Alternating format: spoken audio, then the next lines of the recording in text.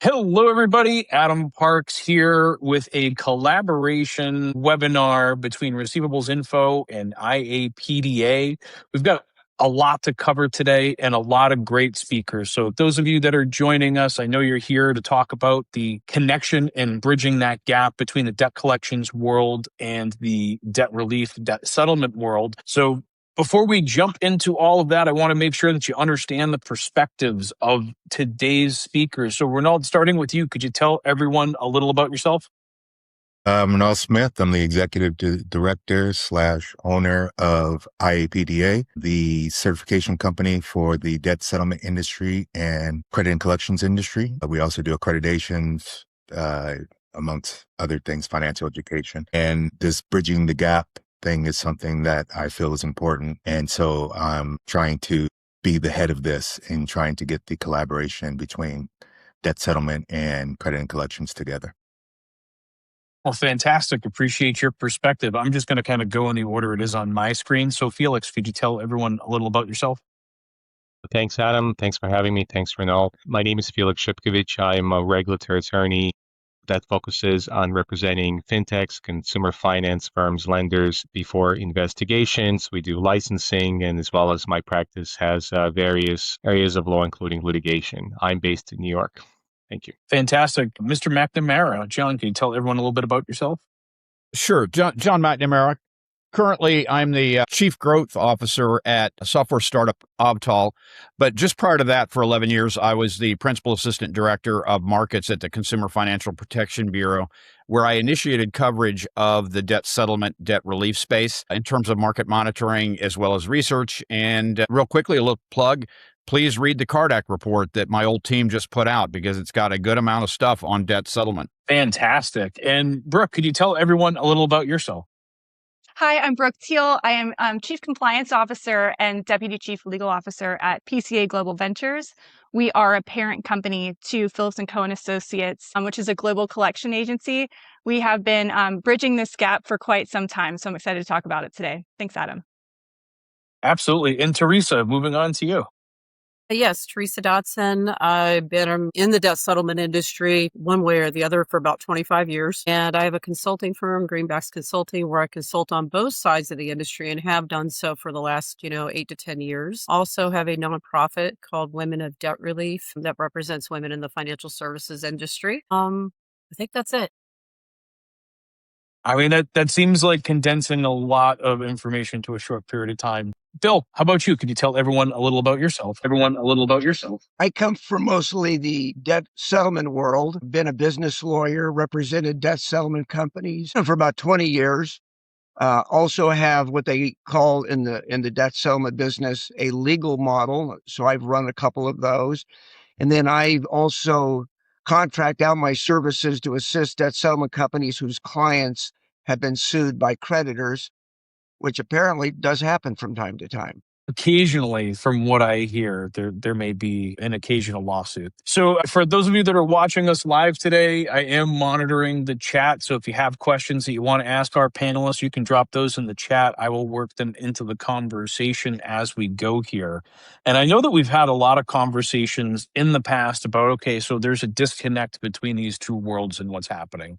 But Renauld, you wanted to have this discussion today, and we were talking about how historically these two worlds have clashed versus working together. So what has historically been how these two worlds view each other, and what's our current state of the union? Where do we stand today in that? Yeah, in my opinion, because we sit at a lot of roundtables, a lot of us that are in this conversation right now go to the same roundtables over and over again. And it seems like there is slowly an understanding, but there's still a majority of the credit and collection industry that still aren't on the same page as the debt settlement industry as far as what it is that the debt settlement industry actually does and how they help the consumer, and how they actually enroll a consumer into the program and the guidelines behind that. So this is, those roundtables, we have the discussions and try and build a relationship.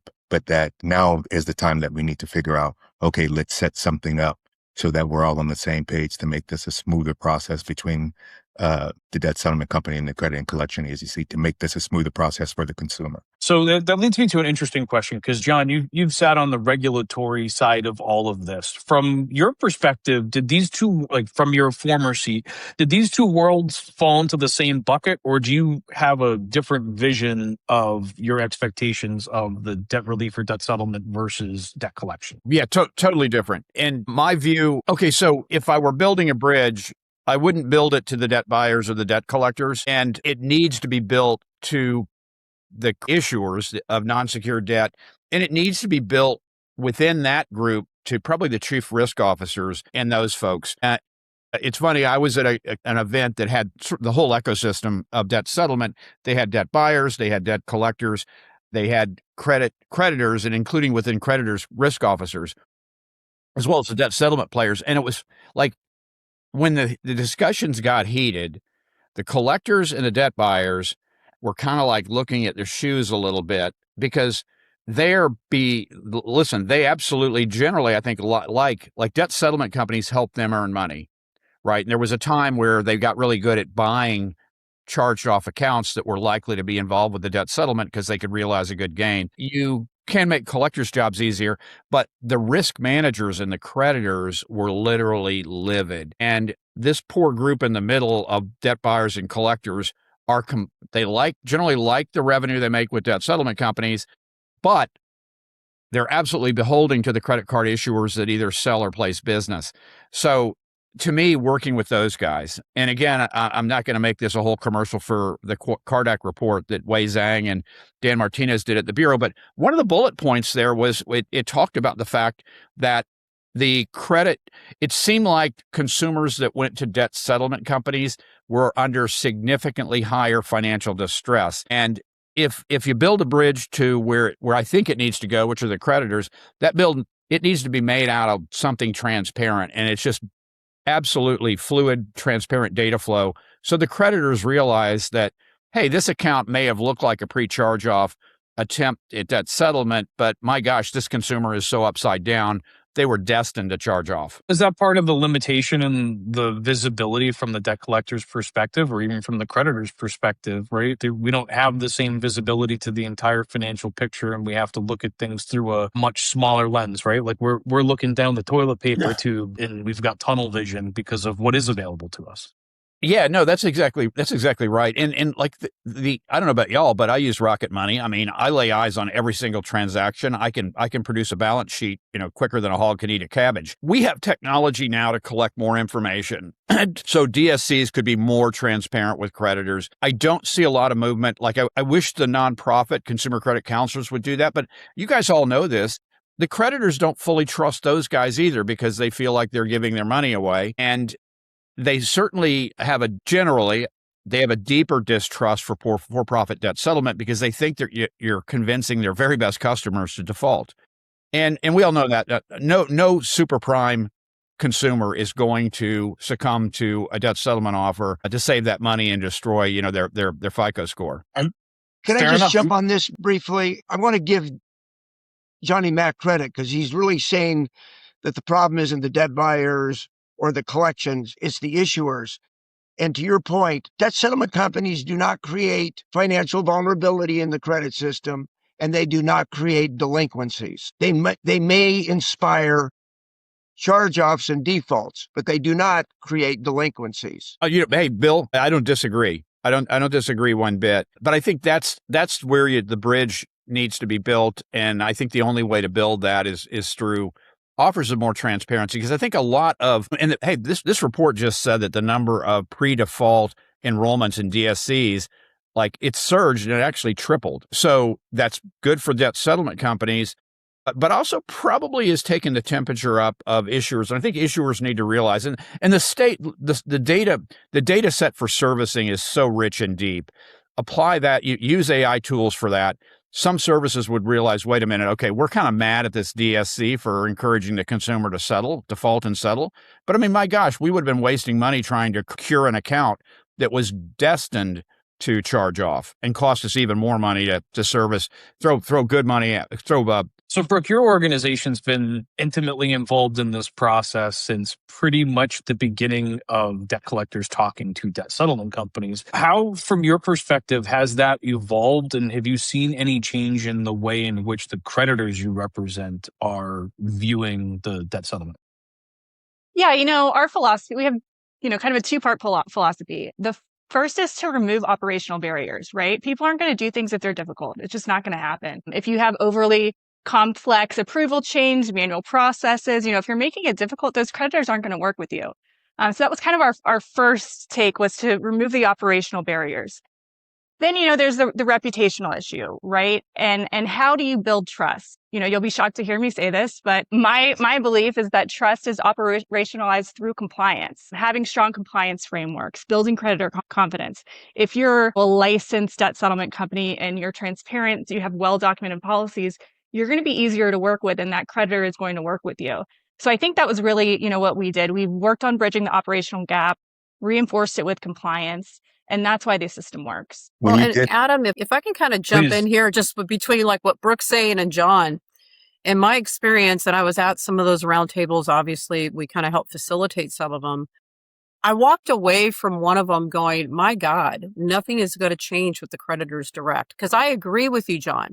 That's where we need to make inroads. But you see the collection agencies and the debt buyers in the room just kind of looking down at their feet going, well, really, I don't know if I want you to do that because I really like working with you. We've worked out a system on how to work together and it's profitable and it works for us. But I still got that pushback from the direct issuers that they just didn't want to hear it. Now, it doesn't mean that I need to stop talking, but it's like, okay, who are the right people to get in front of to get them to understand? But I think the bigger question that was in my mind is, do they even want to hear it?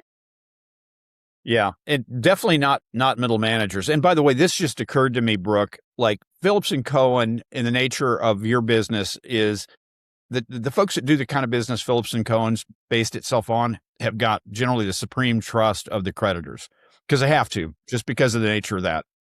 So it seems like it puts you in a wonderful position to be able to help build that bridge of a trusted relationship. And I don't know, it probably can't be a middle manager in the people that underwrote the loan that went to debt settlement, they're kind of tender and sensitive anyway, right? Because they feel like they made a mistake. It may be at a higher level that looks at the pure economics. Yeah, and I also am starting to see, because of the fact that there's been an increase of consumers that are enrolling in debt settlement, and you had mentioned, and we're seeing that spike. What's kind of surprising to me that I'm starting to see, especially over the last 6 months, is I am seeing direct issuers take a position of litigation much stronger than they did before. And, I have no idea why they make those decisions because it typically is not to anybody's benefit, but I am seeing an increase in that. Exactly. And that's why the business, as I see it, again, I'm an outsider or more like an in-betweener. There's always this threat that if you upset a middle manager at a significant credit card issuer, they make that decision. And I can tell you, I was a collector for a lot of years, and I loved it when someone was going through debt settlement, and then I'd say, okay, what card issuer was that? And then it was one that I knew demanded litigation or recalled the account immediately. Because, a 50% collection on a fairly large balance is a wonderful thing for a debt collector. It makes their day. That, Bill, to kind of back up Adam a little bit, and I love this stat, but it was issued by Portfolio Recovery. When North Carolina shortened its statute of limitations from, I think, 5 years to 3, they actually, in their public filing, said they were going to sue about something like 1,500 more North Carolinians per quarter. And as a regulator that wants to be data-driven, you love it when you sort of see like specific data about how a state will react to a change in statute. But how do we prevent? The first one, How do we actually prevent the actual summons from going out? I mean, wouldn't it make more sense as soon as a credit and collection agency or third party receives a power of attorney, then all other action ceases because they know money's coming? I mean, for me, that would be a fix. What you said was 100% rational. But we all know the world's not always rational, Renauld, and I wish it were. But that's all I'm saying. So we're supposed to be talking about what are the fixes. This is a fix that could if it's agreed upon, among other things, because we talked about having a golden standard or golden standard rule between debt settlement and credit and collections, that could be one of the gold standard rules is that, hey, you know what? You guys know you guys are going to get your money. This is part of the rules. This is part of the agreements. As soon as you know that somebody's in debt settlement, just like as soon as you know somebody's in bankruptcy, then all of their action stops. If the consumer defaults in their debt settlement program, then you can continue back into your collection process, even if it's all the way up to summons. Just one of my favorites. There may be some sort of an option there, but I don't know that the collector retains all of the same capabilities into that future. So they could sit and process that, but I think that there's some level of risk that comes with the consumer falling out of the program. Yeah, and considering, I mean, I've sued a lot of consumers. One of the few consumer financial protection regulators who has sued a lot of consumers. At the end of the result of that, you wind up with lots of dead judgments. So were I litigating, I would way much prefer having something in debt settlement than a potential dead judgment or something where using the post-judgment remedies, I'd get a small amount of money each month.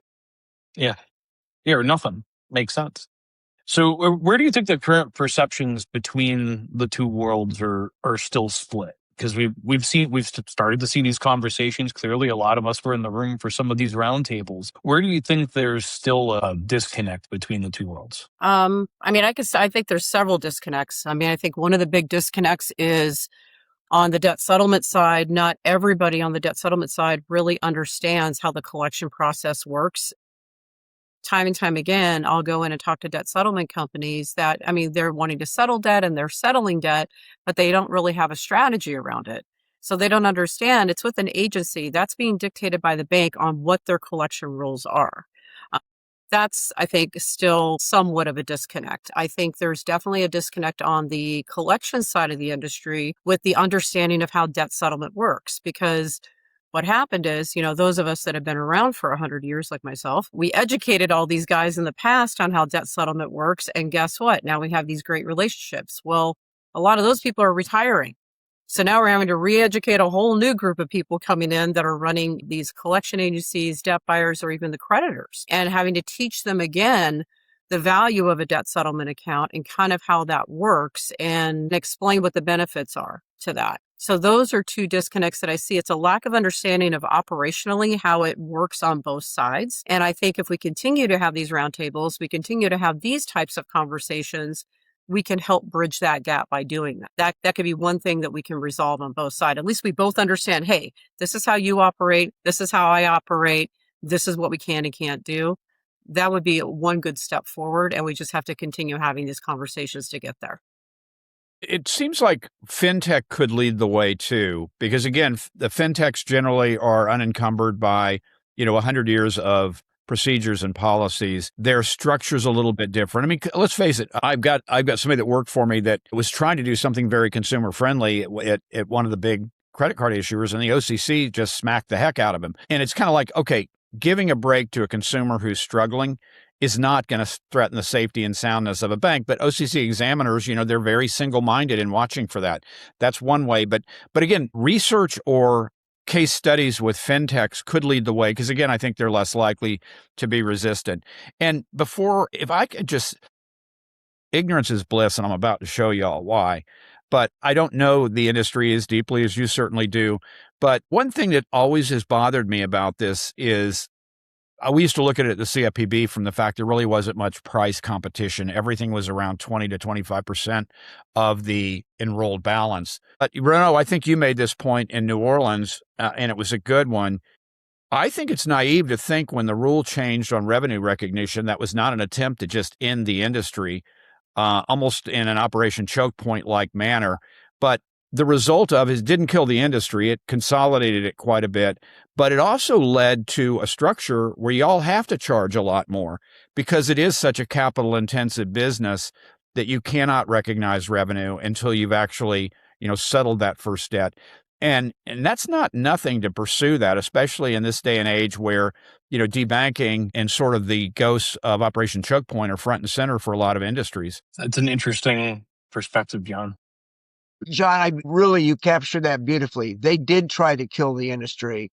And what it did is it led just to consolidation. It blew a lot of the, as Teresa will tell you, a lot of the small time players couldn't compete because it didn't have the capital to fund the marketing. So there was consolidation. So you have a less larger players, and there is no intentional price fixing, but it has increased the price, and there isn't much price competition. In my whole world at the CFPB with my markets team was looking for sort of unintended consequences, typically that hurt consumers. So it is more expensive for consumers because it is capital intensive, and it's capital intensive because of what may have been a failed attempt just to completely clear cut the industry. And you know what, I can then to pile on to that, because it is, the price point is anywhere actually between 20% to 30, depending on what model you're enrolling in, right? The attorney models are a little bit higher because they have to be just to cover the costs. Who loses is a lot of consumers that need help don't get help now because they can't even afford to be in a debt settlement program, because with the money that they have to put away based with the financial strain they're under and to be able to cover the fee for us to service them, there's so many people that don't qualify. So it's made it, so even though you have more consumers in debt than ever, you see a spike of enrollments of consumers in debt. What you're seeing is there is a huge amount of consumers that just don't qualify because they can't afford it. You also see more consumers that are falling out because of that financial stress. If I could quickly chime in on maybe something positive, I think that the gap is maybe not as large as we think, at least amongst a specific group in the debt settlement field, and those are debt settlement attorneys. Because quite often when we're discussing the debt settlement industry, we're focusing on the DSCs. But more and more, and I don't know the statistic, but I would probably say that at least 1 every 5 consumers is represented by a debt settlement attorney. And because they're represented by a debt settlement attorney, not to say that I think very highly of people in my profession generally, I'm being cynical about that, but I do think that attorneys who defend debtors in any type of litigation or pre-litigation brought by creditors or collection agencies, I think that they understand the other side a lot better than generally DSCs. I think the problem, the disconnect that has been happening is and which is basically what the last few panelists have indicated, is that you've had a pretty big consolidation in the space, and then some of the larger participants have gotten bigger. And that actually may not be such a very good thing if you look at it from a 30,000 foot level for consumers, because you have less choices, the bigger companies get bigger, and therefore the fees increase, right? Which is what I think John was alluding to. You have a higher acquisition cost, and then, hey, they can just charge more, right? And if your question is why wouldn't you go to a smaller company? Well, I think it's just kind of the same mentality that you apply across the board when you shop at Walmart or Target or Amazon, right? You kind of say, I'd rather buy at Walmart or Target because they're known brands versus then going to a local mom and pop store. So we're kind of seeing that. But again, just going back to my first point, I think that the disconnect may not be as great if you look at the debt settlement attorney world. By the way, Felix, that also brings up, that was another unintended consequence of that change in revenue recognition. It led to some players in the space, both on credit repair, which has a similar revenue recognition model, and debt settlement, where you had some players that were, edge or even bad actors, kind of creating sort of this sham attorney relationship in order to recognize revenue faster. And I think even though the industry's consolidated, I think the big guys, if it were less capital intensive, they could afford to offer the consumers a better break. We spent a lot of time sort of struggling with why are things the way they are. Like, the Bureau had no power to set prices, but we did have a lot of research power to sort of think about why is a price this thing, and why is this thing so narrow, this range so narrow. And then it occurred to me, and again, Courtney helped that insight happen with a comment. It's just so capital intensive. And again, classic unintended consequence of somebody thinking they were doing good actually hurting consumers. So we had a question that came across on the chat that I think is kind of a good framework for the next layer of our discussion. And it was, how do organizations effectively integrate the credit risk assessment, fraud detection, and debtor tracing into one end-to-end decision framework instead of treating collections as a reactive and standalone function? So is there a smoother understanding between these two worlds, or what is that of information look like throughout the credit lifecycle? I think it's a smooth transaction between the third parties, collection agencies, when it comes to doing scrub lists and things like that, or understanding of parameters. A smooth process with some of the major creditors, but not as many as there needs to be. And I think it's on a continuum of, I've always thought that there's never been two things. It's always been the same thing. It's just one's older than the other. That collections is just extended servicing. There's late stage servicing, and then there's even later stage servicing. And I think as creditors think about the lifetime value of the customer and the value of data, I think they embrace that more and more. Interesting. It sounds what does an optimal relationship look like between these two different worlds? Right. So if we're talking about a debt settlement organization and a debt buyer or a creditor, what does optimal really look like there so that you can find balance for both sides? Personally, for me, I think it's really, again, putting together one process, the scrub process that works really well. Either they have an internal system that you are able to use, or you do a secure FTP. The more that you can make everything like the systems the same and the process the same, and we understand from the other side, these are their parameters. This is what we'll do on 1Pay, 3Pay, 6Pay, 12Pay. We know all of this stuff up front. Then guess what happens? It's a streamlined process. Nobody has to negotiate. We already know what the parameters are, and we can just make that a lot more efficient working together. That works really well. That process does exist today. It works extremely well with Phillips and Cohen. It works extremely well with even Zwicker, with credit control, second round. I mean, we have all of those processes in place right now. And if we can just get more people to adapt those types of processes, it would streamline everything and make everything, this is how it works. Instead of, I have to work with you this way, I have to work with you that way. That's what causes a lag time in settlements getting done and the consumers getting out of debt. Yeah, I agree with that. That's what I was trying to say earlier, is that if you have that type of a process, like the scrub process or parameters, just certain guidelines that we have, that's what I'm talking about when we have to have the gold standard. These are the things that it's going to take for us to work cohesively and make it an easier, smoother process. So it's not taking 3-4 months to do a settlement. Some creditors you could settle within 2 months. Some creditors you can't settle for 6 months. Why is that? Why can we not just start settlement immediately as soon as the client gets in the program, right? It's like a game that we're playing back and forth. The end result is always going to be the same. We're going to get a settlement. A settlement's going to get done. You're going to get paid. So as long as we're following these goal lines that we have, or this standard that we have, making sure that everybody has, certifications on both sides, making sure that everybody has gone through a training course on both sides on the understanding of each side. Like I work for a credit collections department. I took a test knowing that I understand how debt settlement works, and vice versa, right? I work on the debt settlement side. I took a course knowing how credit and collection works. Right. So that everybody is under the same understanding and we all know what's going on. Get an easier process. I mean, the main thing is to get the consumer out of debt. The main thing is to make sure that the consumer is taken care of. But the debt settlement industry is doing their part. Credit and collections, in the long run, the banks are going to end up retaining these consumers somewhere down the line again. So it's a win-win for everybody. I mean, we just need to make the process a lot smoother. You know what else would make the process smoother? And I've seen how it works really effectively, is having a point person or a point team on both sides that specifically handle debt settlement accounts. Because I can't tell you how much time I spend chasing down, and this typically happens with like collection law firms, chasing down somebody to even get on the phone with me because we don't have the right point person, or we do, and nobody picks up the phone.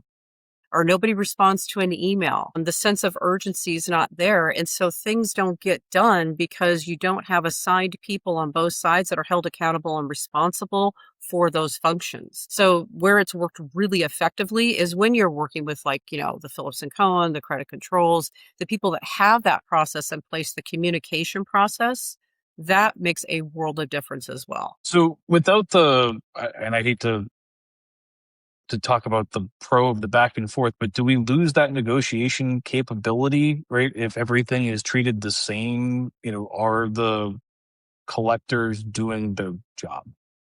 right? If you just know that every settlement's coming through. And Brooke, I'm curious to hear your thoughts, kind of representing the other side. I mean, I think even when you don't have an automated process, right? You have guidelines from your clients and you work around those guidelines. Obviously, there are hardships. Obviously, there are things that go outside of the process. I don't think having an automated process loses any kind of human touch or empathy or care for the consumer, right? You're still following that automated process in 80% of the cases, but then you've got that other 20% that go off process that the human deals with and that we talk about and that we try to find the best way for the consumer. So I think it's still in the best interest of the consumer. I think it's better for the consumer because things are working efficiently and quickly. I don't think we lose that kind of human empathy or anything like that with an automated process. Or are you gaining visibility into the consumer situation, which is just giving you a better representation of the creditor? Because now, regardless of what your settlement parameters are from the creditor, you're still trying to do the best for that particular creditor on that account, right? And so does that transparency increase your ability to be comfortable with the point of settlement that you choose for any individual account? I think it gives greater visibility, and I think that's beneficial for all parties. Just curious on the perspective, and I think somebody in the chat had mentioned that the bulk of this process, and when you're going through these bulk processes, the creditors are getting more visibility into that consumer, and they're able to make potentially a better decision, both for themselves and for the consumer, because that transparency can increase it. Now, I could see how the transparency could also be potentially a problem if misused, but being used in good intentions, it feels like that could provide some balance. 100%. Absolutely 100%. And I think a creditor that gets more information and then bounces that off their own servicing data, and maybe even post-charge-off servicing data, if it's with somebody like Phillips and Cohen or an agency, sometimes it may say, the more they look at these and go, these are no-brainers, and the more they look at these and go, wait a minute, you guys did not convince John McNamara to default on his Amex Platinum card. Like, that's just crazy talk. That these are consumers that were under significant distress anyway. Sometimes you may be doing them a favor, but you are almost never going to get credit for that. I think that we're definitely doing them a favor because we're getting them. I keep saying I don't work for a debt settlement company, but the royal we. Yeah. Okay. Because take the hat off. Yeah, exactly. And Teresa and I have talked about this before. Debt settlement is just the longer arm of collections. They're getting the funds that you could not get.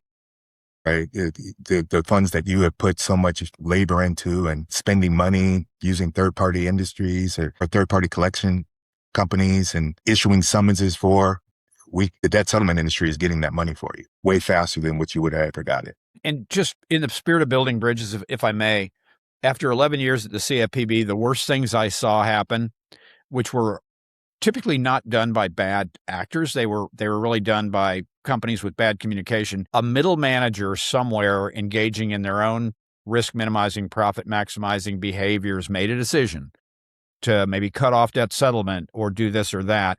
And it was disconnected from the mission of the company. And my favorite example of that is over the years, the fair share given to nonprofit consumer credit counselors has been sliced and sliced and sliced again, typically by middle managers that run collections, which is wildly out of tone with sometimes the rhetoric of, say, a Jamie Dimon who wants to help all these consumers with consumer education and do this and do that. To the degree you can get to the financial implications and the financial benefits of debt settlement to someone higher than those middle manager types, I think that serves your industry well too. What is the role of education and financial literacy in this process? Adam, I talk to consumers every day, almost every day.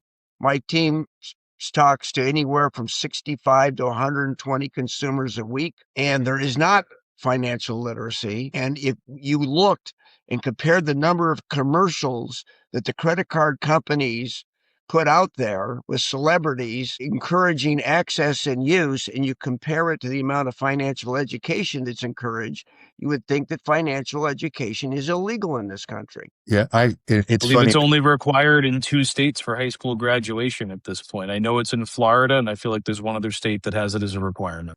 It's funny that you bring that up too, because we were just talking about this I had a meeting with the Attorney Generals of Tennessee yesterday, and I brought up the issue of financial education and what do you guys enforce financial education and how important it is for financial education to be given from both the credit and collection side and the debt settlement side. They should both be supplying financial education to the consumer as soon as they find out somebody's having some type of financial hardship. It should be provided on both sides. And there's companies out there that do it. We do it as IAPDA. We have financial education for the debt settlement industry that the debt settlement companies can give to the consumers. I know dealing with debt, they have their financial education platform. So it's out there. People just aren't taking advantage of it. I know from a collections perspective, it's always part of the conversation, but never really at the forefront. The trade associations and others do create that kind of content. I know there's a lot of other, places, and I don't know if you guys see it as much in the debt settlement side of the world, but I could tell you going onto social media as a debt collector and watching some of the videos and the advice that's being given to these consumers that they're hearing repeatedly. Brooke, I could see you laughing because I know that you've done this too and seen these stories and posts that, never pay a debt buyer because they bought the debt, now they owe it. Well, come on now. It's the dumbest thing that I've ever heard in my life. And they're going to put a statute on there and they're going to, try and dress it up. But I think some of this is starting to cause some of the confusion for the consumers because of where they're accessing it. They're not going to IAPDA to get the information where they can get good financial literacy content and understanding. They're getting it from TikTok, and what they're seeing is not real. I'm hoping that ChatGTP and Gemini and others kill the finfluencers who are generally, full of manure and generally playing around with it myself, just from a policy perspective. Generally pretty good information, and it's definitely not. It's actually generally it's got the right cautions. It doesn't say you don't have to pay the debt buyer. It says the debt buyer will sue you, and might even be more likely to sue you than the creditor. So I'm kind of hoping for that, and I think just in time financial. And that's where ChatGTP, Gemini, the others come in handy is people don't go looking for financial education when they don't think they need it. They go when they're getting called by a debt collector. And at the CFPB, I think the most downloaded question was what to do when a debt collector calls, or can I settle with a debt collector? So that gives me hope that they're using that. And the more we can drive them to that, because it's not perfect information, it hallucinates a lot less than it ever did before. And I think it's better information. Well, and it's my all about experience, how are you going to feed it, right? Yeah. It's our responsibility to feed it good content, which is why we created Receivables Info and just revamped our whole site to be able to specifically feed the LLM models with good content, because there's not a ton of it out there that's not sitting behind some sort of a paywall. And there is a lot of great content out there for financial education, but let's face it, it's not, for the average consumer, you can present all of this really good content for financial education, but there's probably more, our society, there's more things in the media promoting to spend money and to blow money on stupid stuff. And that's really sexy. Financial education is not sexy. Okay. And the only reason why a consumer is probably going to really stick to really reading up on it, educating themselves, is only if it's a requirement to be a part of a program. That's where I could see where we can make a lot of headway if we do that, because average consumer, unless I have to, I'm not going to do it. It's just not sexy. And that should be part of the gold standard. That should be part of the list that we are talking about of things that you have to be doing in order for us to bridge that gap. There has to be financial education on both sides. That should be a requirement. If we're talking about bridging the gap, and that's what this particular conversation is about. If, let's say, for instance, the debt settlement industry has this requirement for financial education, this whole program, and they have to go through it while they're going through debt settlement. On the creditor side, do they care? Is that going to make a difference to them on working with a debt settlement company or not? Is that really going to matter? No, and you're creating friction. The more friction you create, the more likely to fall out. It's almost like punishment for the consumer and shaming. A little bit of shaming. Which is the opposite of what you're trying to accomplish with it. Are you trying to? But whoever thought you'd hear a group of debt settlement and debt collectors getting together and talking about how we all just want to educate the consumer so at least they can understand what it is that their problem is and how they can kind of course correct their own lives. I just thought it was an interesting thing to point out with this group of panelists. I would think that the creditor would love it because they're going to retain this person again anyway. So now the person's been financially educated to not fall back into debt again when they get that new card. The creditor Yeah, wants to lend again, and depending on the creditor, they may really want to lend again, depending on their risk tolerance in terms of their outbound loans. I mean, you've even seen Yeah. quite a few different collections organizations that have become banks. Yeah, and I don't think it doesn't scale very well. Like the only time I've seen it done well is with smaller credit unions and community banks, where there's sort of a deep personal relationship. And when they see somebody struggling or they have to give an emergency loan, they work with them and they help them that way. But on a large basis, I don't think I've ever seen it work well. And again, I think the old model was somebody asked a friend, right? You said a debt collector just called me, Teresa, what the heck do I do? And I think ask a friend has been largely or to a significant degree replaced by ask chat GTP. I think the You're part of right. the problem is the banks have a delicate balance. They've created a system where they want consumers to carry a balance. That's how they make money.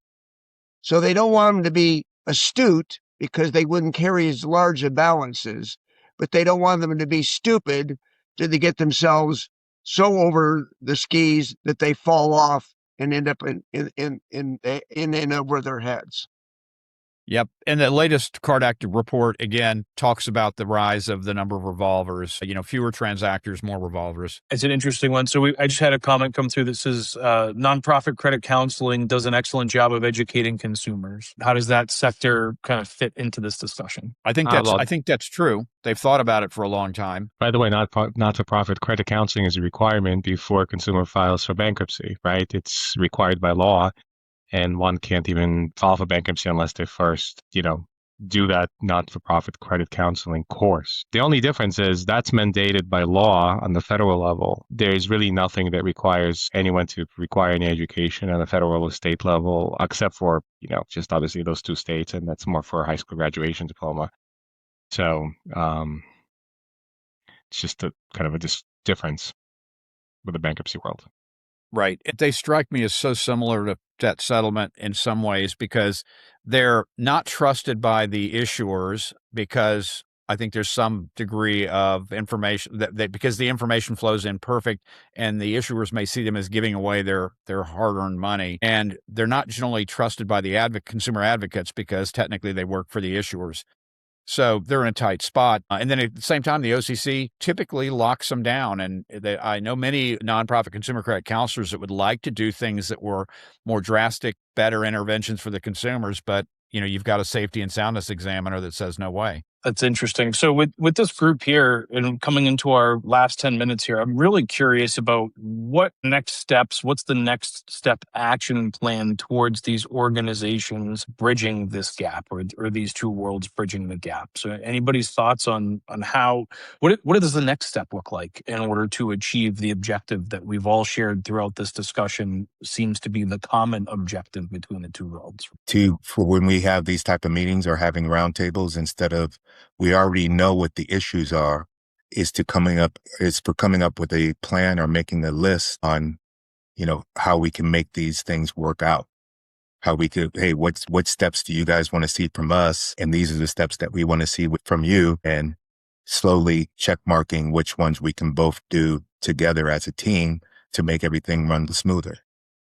Getting a better. So is that the next conversation, Renauld? Is that like you're going to start organizing this list of the gold standards so that we can, where does that come? Where does that come from? Usually it's a trade association, right? Some sort of group of organizations. If that needs to come from me, then I have no problems with doing that because I think this is so important for the consumer and making sure that people get through these programs. I mean, again, I say this every single time. We're dealing with people's livelihoods. We're dealing with people that are in debt. And in the meantime, we're bickering back and forth, not understanding each other's industries, and somebody is out there suffering. So we need to get together and bridge this gap so that we can make it an easier process. If I need to go through and say, hey, what is it that you guys want? And what is it that you guys want? I think we start with courses, right? And I'm not, even though I have all this IAPDA stuff on, I'm not trying to pump up IAPDA, but we provide that course. We have a credit and collections course. We have a course where where debt settlement learns about credit and collections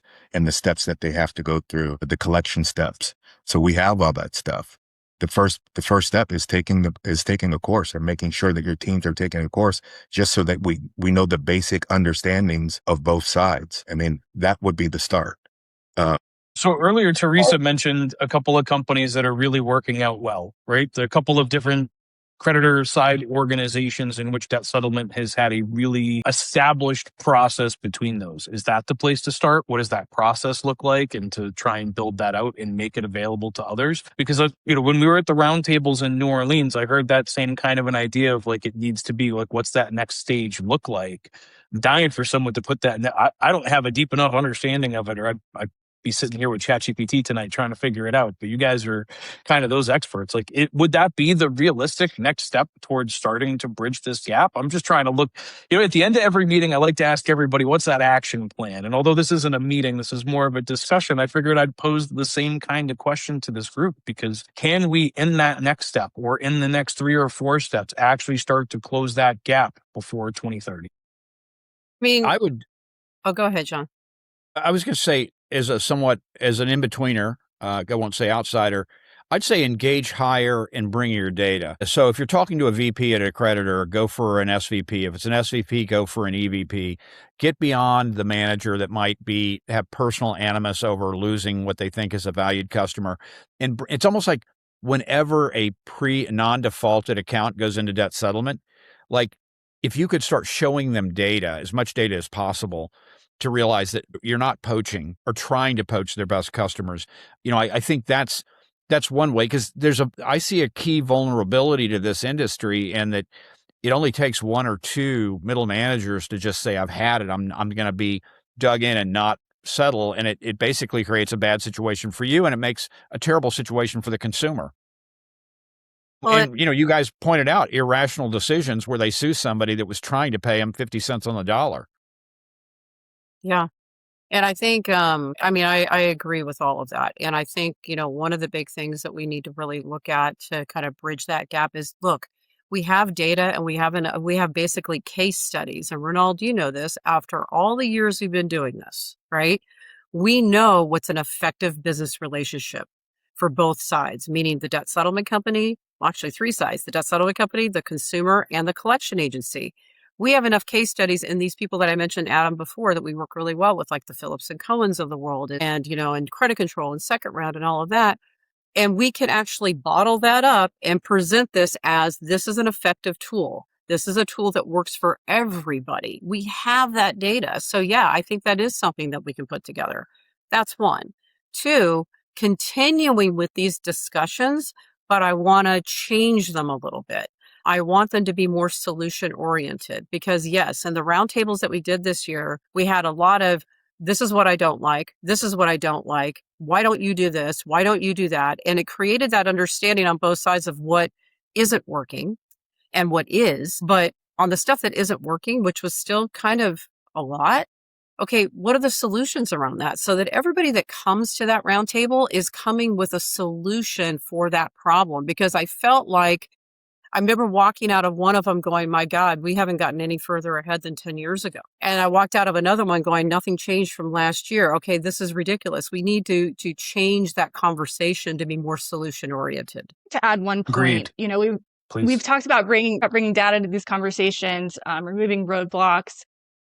Consumer choice and consumer preference are foundational principles within federal and state regulatory requirements. When a consumer chooses to engage with a licensed and compliant debt settlement company, that choice should be respected, and it should not be circumvented. This is a message I've heralded to state regulators, and it's a message that we can't give up and we can't keep pushing to the issuers. I like that. I like that. That makes a lot of sense. I'm doing the applause emoji. I saw a little hand clapper pop up there. Thank you. We can't forget the message, and we can't forget the focus on the consumer here and what the consumer is choosing. I think that's a really great point. I think that's a really great point. To tie into that, Brooke, there has to be a mentality that it's in the best interest of the credit card issuers to rehabilitate a consumer, not punish. Agreed. And I think with the, as we talked about, I felt the same way when we were walking out of the roundtables. It was the same. I feel like I've I'm having deja vu. I've had this discussion before. There was some new players in the room, some new faces, a little bit of a twist to it, but it definitely felt a little bit more repetitive. And I keep hearing that same common theme of like, we need some sort of standardization to this process. But until someone drops a standard and says, this is what we propose, and let everybody beat it up and go back and forth, eventually you may come to a standard. But I think these conversations are great because they continue to push us more towards action. And I'd be happy to co-host these with Renauld all year long if we can start working our way towards an actual resolution to bring these worlds closer together and to service the consumer in a better way. That's the master plan. So in our final 2 minutes, any final words from any of our panelists today? Get certified. I'd piggyback off what Brooke said and even maybe think through and run some numbers on if the price revenue recognition wasn't so draconian tough, what would the price point be? What would it save consumers? And that actually would free up more money to go back to the creditor as well. So that could be a win on all sides. Sounds like a podcast topic, John. It does, doesn't it? Again, unintended consequences. I think it's a lot of choke point stuff went away, but a few little pieces of it sort of are alive and well. Don't get me started on the MasterCard Visa network codes that are used to screen out businesses that they don't like. Yeah, not familiar with that at all. That sounds like something new. Can you do that in 1 minute, John? No feeling I can get some of these folks back at least one more time to help us continue to create great content for great industries. So thank you everybody for joining us today. We really do appreciate all of the people that have been watching us live for this entire conversation. And for those that are going to watch the replay, if you have a creditor that you want to share this with, the replay will be live on LinkedIn here. We'll be reposting this replay to YouTube as well early next or mid next week. So thank you everybody for joining us today. Really appreciate everybody's time and attention. For our panelists, if you could just hang out for 1 minute when we stop the feed here, make sure I get all the video, and we'll see y'all again soon. Bye.